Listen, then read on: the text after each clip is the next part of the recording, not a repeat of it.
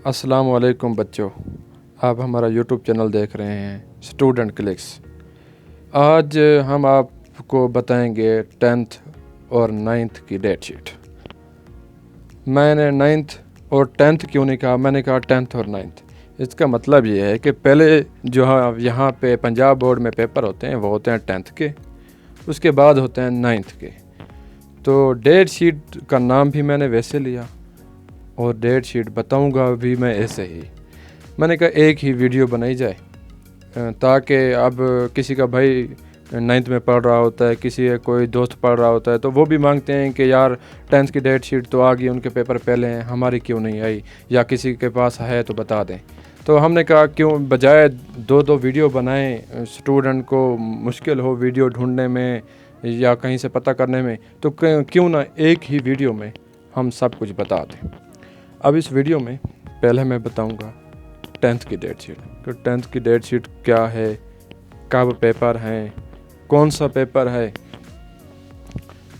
ये है tentative date sheet.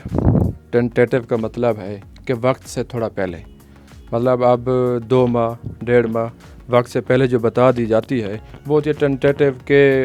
खुदा न खास्ता अगर कोई डिज़ीज़, जैसे अब कोरोना चल रहा था, उसकी वजह से पेपर कैंसिल हुए हैं, मतलब ऐसे मसाइल हो जाते हैं, कोई दूसरी खुदा न खास्ता वबा आ सकती है या कुछ भी हो सकता है।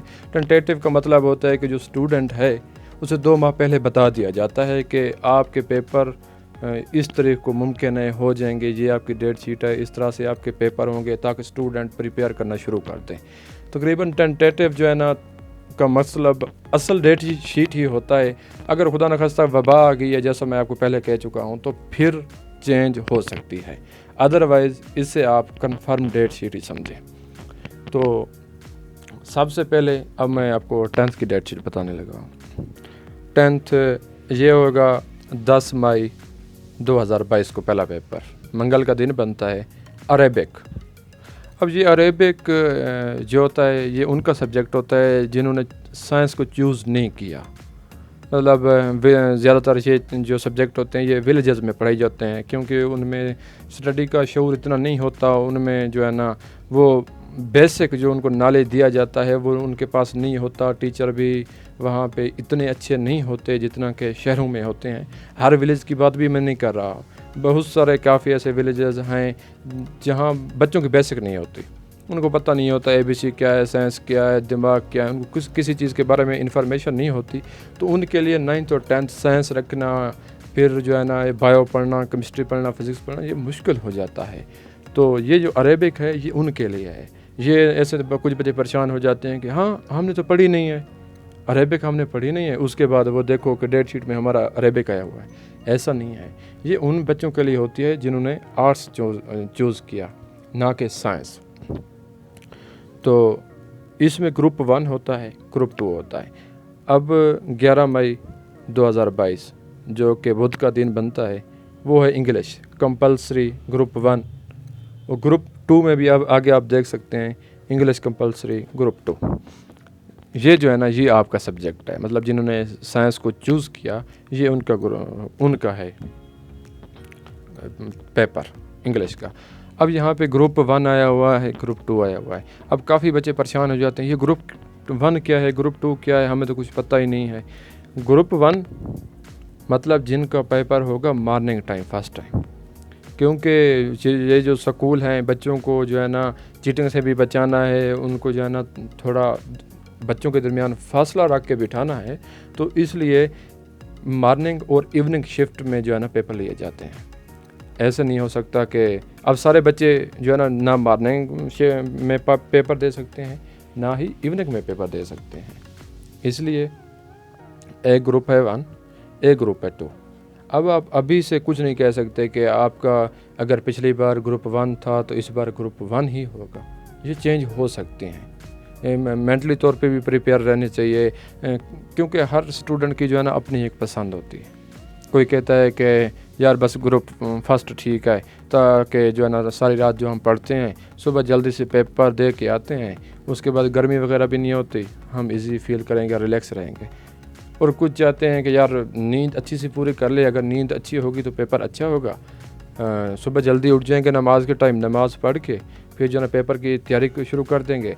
उसके बाद उनसे भी पूछ लेंगे मानने वालों से कि यार आपका पेपर क्या था, उसी हिसाब से हम प्रिपेयर कर लेंगे। मतलब वो चैप्टर में से लॉन्ग बता दिए जाते हैं, आ जाते हैं ना। मतलब आप केमिस्ट्री का एक लॉन्ग आ गया है, वो मुझे मुश्किल लग रहा था, मैं मारने वालों से पूछ लूँगा आपका पेपर कैसा था, ये वो। मतलब इन्फॉर्मेशन मिल जाती है। हर स्टूडेंट की एक चॉइस होती है, कोई मारने को पसंद करता है, कोई इवनिंग को पसंद करता है। अब यहाँ पे मैं यहाँ पे जो मेरा मेन है वो मैं डिस्कस करता हूँ साइंस वालों को, क्योंकि जो आर्ट्स वाले होते हैं ये बहुत ही कम होते हैं, ना होने के बराबर होते हैं, ऐसे भी कह सकते हैं। अब दूसरा पेपर है सैटरडे को, पहला बुध को था, थर्सडे और फ्राइडे 2 दिन छुट्टी। उसके बाद आ जाते हैं सैटरडे। सैटरडे को हमारा जो पेपर है वो है मैथ का, मैथमेटिक्स साइंस। अब ये मैथमेटिक्स मैथ को ही कहते हैं, ये ना कह देना कि आगे से साइंस लिखा हुआ है, यार ये कौन सी मैथ है, ये कौन सी मैथमेटिक्स है, ऐसा नहीं। ये साइंस में ही आती है ना मैथमेटिक्स। अगर आप आर्ट्स में होते तो आपकी मैथ नहीं होती, इसलिए आप साइंस में हैं, ये आपने आगे लिखा हुआ है मैथमेटिक्स साइंस। ये भी आपको ग्रुप का मैं वैसे आपको पहले बता चुका हूँ। थर्ड पेपर है 16 मई 2022 मंडे को, यह केमिस्ट्री का है। उसके बाद आ जाते हैं मंडे के बाद एक दिन की छुट्टी ट्यूसडे, फिर वेडनेसडे को है बायोलॉजी। अब बायोलॉजी मेरे लिए तो जो है ना बड़ा डिफ़िकल्ट सब्जेक्ट रहा है। हर किसी की अपनी चॉइस होती है, किसी को कुछ अच्छा लगता है तो किसी को कोई सब्जेक्ट पसंद होता है। मेरी वैसे इससे कम बनती थी। उसके बाद वेडनेसडे हो गया 18 मई। उसके बाद 18 के बाद 19 को थर्सडे बनता है, ये है इस्लामियात। मतलब उन्होंने कोई छुट्टी नहीं रखी, क्योंकि इस्लामियात इतना कोई बड़ा टफ़ सब्जेक्ट भी नहीं है। उसके बाद जो है ना इज़िली याद हो जाता है। उन्होंने फिर जो है ना आगे 9th के पेपर भी कराने होते हैं, उसके बाद वो सेकंड ईयर के, फिर फर्स्ट ईयर के। अगर ऐसे 2-2 3-3 छुट्टियां देते रहें तो फिर सारा साल बस पेपर ही चलते रहें, बच्चों को रेस्ट ना मिले। इसलिए वो देखते हैं। अब मैथ में उन्होंने 2 छुट्टियाँ रख दी, क्योंकि मैथ मुश्किल होती है, तो उन्होंने कहा कि बच्चों के लिए आसानी रहेगी। अब उन्होंने जो है ना इस्लामियात में छुट्टी नहीं रखी। तो ये उन पे डिपेंड करता है, वो स्टूडेंट की सिचुएशन को देख के, सब्जेक्ट को देख के ही जो है ना डेट शीट बनाते हैं। उसके बाद फ्राइडे को छुट्टी, फिर सैटरडे को फिज़िक्स इतना टफ़ नहीं है, टफ़ सब्जेक्ट है, साइंसी सब्जेक्ट है, इसलिए उन्होंने एक छुट्टी रख दी। उसके बाद संडे को वैसे छुट्टी है। फिर मंडे को जो है ना उर्दू है। ट्यूसडे को उन्होंने छुट्टी रख दी। वेडनेसडे जिसको बनते हैं 25 मई 2022 है पाक स्टडी का पेपर। अब साइंस वाले ये देख लें कि जो आप लोगों का पहला पेपर होगा वो होगा 11 मई को, और जो आपका लास्ट पेपर होगा वो होगा 25 मई को। तो इसके बाद आते हैं 9th की डेट शीट पे। 9th की डेट शीट भी इसी तरह है। अब उम्मीद है आपको ग्रुप की सब कुछ की समझ आ गई होगी। इसके बाद ये जो 9th वाले हैं, हम कोशिश करेंगे इसके लिए जो ना एक और वीडियो बनाएंगे, क्योंकि इन्होंने पहले बोर्ड का पेपर नहीं दिया होता। हम इनको गाइड करेंगे कि पेपर किस तरह हल किया जाता है या किस तरह हल करना चाहिए, पेपर की रिक्वायरमेंट क्या होती हैं, आपको कैसे जानी चाहिए, आपका कॉन्फिडेंस लेवल कैसा होना चाहिए। ये सब हम जो है ना आपको एक और वीडियो में बताएंगे। यहाँ नहीं बता सकते, क्योंकि यहाँ वीडियो काफ़ी लंबी हो जाएगी। तो वैसे भी काफ़ी लंबी हो चुकी है, लेकिन इसमें नहीं बता सकते, क्योंकि ये एक और वीडियो बनाई जा सकती है कि पेपर को अटैम्प्ट किस तरह करना चाहिए।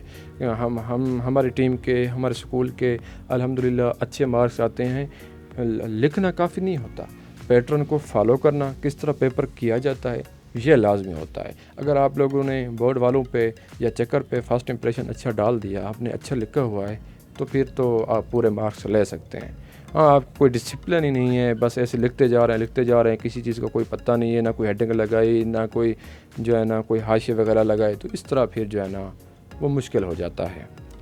चेकर को भी नंबर देना चाहिए, जिसको डिसिप्लिन का नहीं पता वो क्या जो है ना पास करेगा। तो 9th की डेट शीट अब यहाँ पे लिखा हुआ है 26।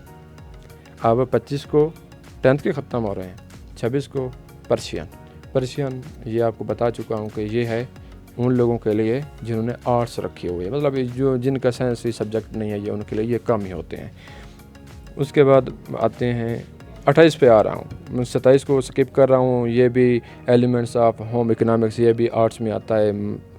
उसके बाद 28 को है सैटरडे, इंग्लिश बन रहा है 28 को। तो 28 को इंग्लिश है, ग्रुप 1 ग्रुप 2, ये आप लोगों को पहले मैं ऊपर बता चुका हूँ। संडे को वैसे छुट्टी होती है। मंडे को बायोलॉजी। उसके बाद है वेनसडे को आपको जो है ना केमिस्ट्री का पेपर होगा। उसके बाद थर्सडे और फ्राइडे ये 2 छुट्टियां हैं। सैटरडे को आ जाता है फिज़िक्स का पेपर। फिर संडे को छुट्टी है। मंडे को आ जाती है मैथमेटिक्स।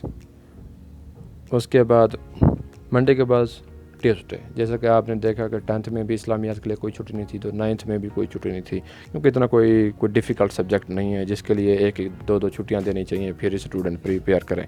वैसे प्रिपेयर हमेशा वक्त से पहले ही करनी चाहिए, अच्छी तैयारी होनी चाहिए। आप एक बार रिवाइज़ करें बगैर किसी टेंशन के जो ना पेपर दें, इंशाल्लाह मार्क्स भी अच्छे आएंगे। अगर आप कहेंगे आखिरी रात में हम सब कुछ कर लेंगे, तो ये आप लोगों की भूल है। और ऐसा नहीं होता कि एक बच्चा सारा साल पढ़ता है, एक बच्चा एक रात पढ़ ले, ऐसा नहीं होता। नंबर बराबर नहीं आ सकते। बाद को बदकिस्मती भी चल रही होती है, बैड लक होता है, इंसान का नंबर कम आ जाते हैं तवक्को से। लेकिन मेहनत का सिला जो है ना अल्लाह पाक देता है। अल्लाह पाक का हमसे वादा है कि आप मेहनत करो, उसका सिला मैं दूँगा। तो वो यहाँ ना सही किसी और जगह पे हमें लाजमी मिलेगा। लिहाजा मेहनत लाजमी करनी चाहिए। अच्छा, उसके बाद ट्यूसडे को आपको बता दूंगा इस्लामियात का पेपर है।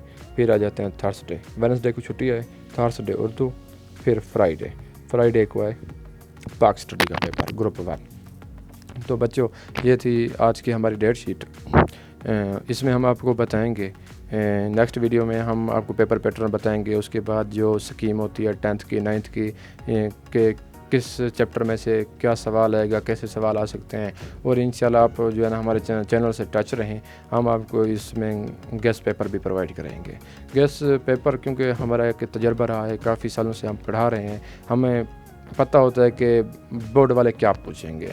तो 90% जो है ना हमारा गैस ऐसा ही होता है। अगर आप चाहते हैं कि हमारे मार्क्स 80 और 90 के दरमियान आएँ, तो आप हमारे गैस को फॉलो कर सकते हैं। अगर आप इससे ज़्यादा चाहते हैं तो फिर जो है ना आप पूरी बुक रीड करें और उसी को फॉलो करें। दुआओं में याद रखिएगा। अल्लाह हाफ़िज़।